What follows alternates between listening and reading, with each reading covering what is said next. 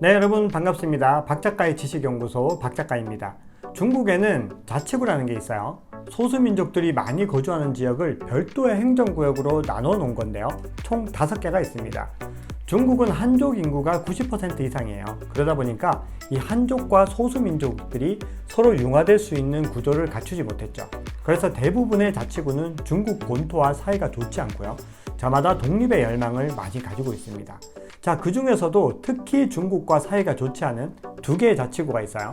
네, 신장 위구르 자치구와 서장 티베트 자치구입니다. 자, 오늘은 티베트 자치구에 대해서 이야기를 한번 나눠볼 건데요. 정말 수많은 갈등들과 국제적인 비난 여론에도 절대 중국이 티베트 자치구를 포기할 수 없는 이유에 대해서 알아보도록 하겠습니다. 박작가의 지식연구소 출발합니다. 1950년 10월 6일 중국이 티베트를 침공합니다. 그런데 이 전쟁에 전 세계 누구도 관심을 주지 않았습니다. 왜 그랬을까요? 자, 1950년에 무슨 일이 있었죠? 바로 6.25 전쟁이 일어났습니다. 자유민주주의와 공산주의 진영이 처음으로 맞붙은 이 전쟁에 국제사회의 모든 관심이 쏠려 있었습니다. 그때 중국이 기습적으로 티베트를 빼앗아버린 거죠. 물론 중국도 6.25 전쟁에 굉장히 많은 인민군을 참전을 시켰습니다. 그런데도 티베트는 근대화가 이루어지지 않았기 때문에 화력적인 측면에서 중국의 상대가 전혀 되지 못했습니다. 중국은 티베트를 정복하면서 이렇게 주장해요. 원래는 우리 영토였다. 네, 어떤 곳을 침공하든 중국은 똑같은 논리를 펴고 있죠. 현재 대만을 빼앗으려고 하는데 대만에 대해서도 똑같은 논리를 펼치고 있습니다. 실제로 티베트는 몽골 제국이 지배하던 원나라 시절에는 중국의 영토였어요. 그리고 한족이 지배하던 명나라 시절에는 독립을 했죠. 그리고 다시 만주족이 지배하던 청나라 시절에는 중국의 영토였습니다. 그리고 청나라가 멸망하면서 다시 독립을 한 거였어요. 티베트의 전쟁은 불과 2주 만에 끝이 났고 둘은 바로 협상에 들어갔습니다. 그리고 달라이라마에게 자치권을 부여하는 조건으로 항복을 받아들이게 됩니다. 그런데 1958년 다시 심각한 문제가 발생하게 됩니다. 당시 마오쩌둥이 대약진 운동이라는 걸 추진하거든요. 이게 농업을 포기하고 공업화로 가자 이런 취지로 한 건데 이것 때문에 엄청난 기근이 일어나서 중국에 굶어 죽는 사람들이 속출하게 됩니다. 티베트는 춥고 건조한 내륙 고산지대예요. 원래 농사가 잘 안 되는데 이 대약진 운동 때문에 상황이 훨씬 더 심각해져 버린 거죠. 그래서 불만이 터져 나오게 됩니다. 바로 다음 해인 1959년 3월 10일 수도인 라싸에서 집단 무장 봉기가 일어나죠.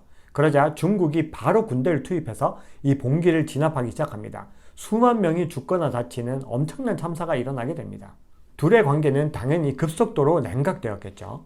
자, 그 후로 오랜 세월 국지전이 벌어지게 됩니다. 그런데 미국에 의해서 상황이 다시 한 번 더 반전이 일어나게 돼요. 이 티베트의 무장 저항군이 1970년대 무렵까지는 미국 CIA의 몰래 지원을 받아서 게릴라 작전을 펼치고 있었거든요. 그러다 보니까 중국이 완전히 이 게릴라들을 소탕할 수가 없었어요. 그런데 1973년 닉슨 대통령이 중국과 수교를 하게 됩니다.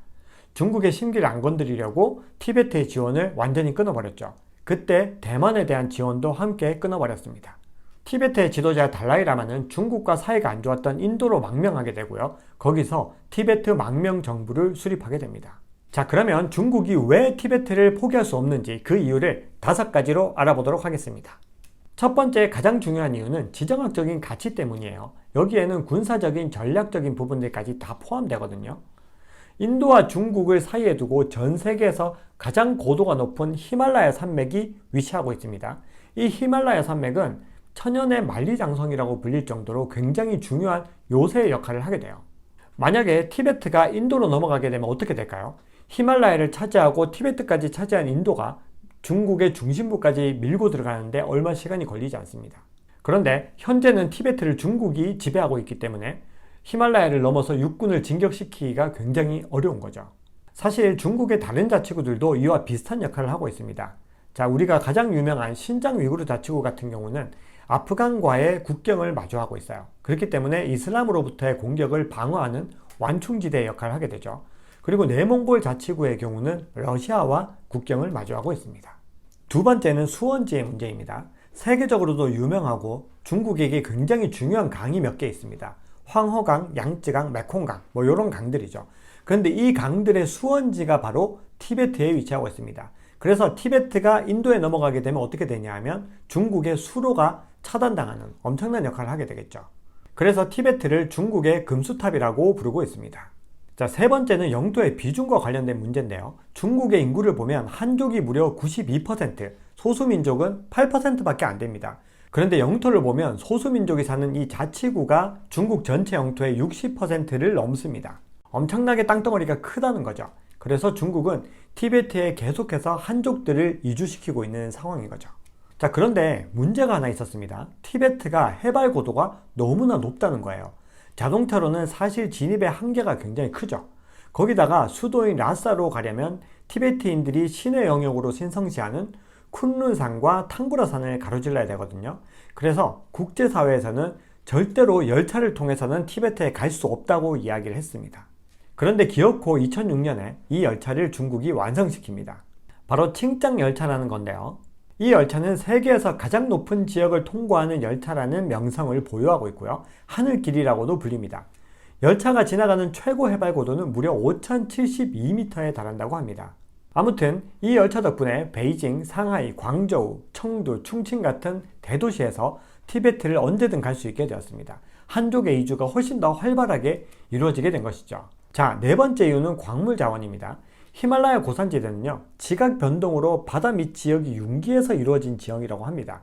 그래서 바다 속 심해 풍부한 광물 자원이 티베트 고산지대에 상당히 많이 매장되어 있다고 알려져 있죠. 마지막 다섯 번째 이유는 티베트 고원이 워낙 땅덩어리가 넓다 보니까 핵실험과 핵 폐기물 처리 용도로도 사용되고 있다는 겁니다. 이미 1971년부터 핵실험이 시작되었고요. 1995년에는 중국 정부가 이 티베트 고원에 고농축 핵 폐기물 처리장을 만들었다는 사실을 공식적으로 인정했습니다.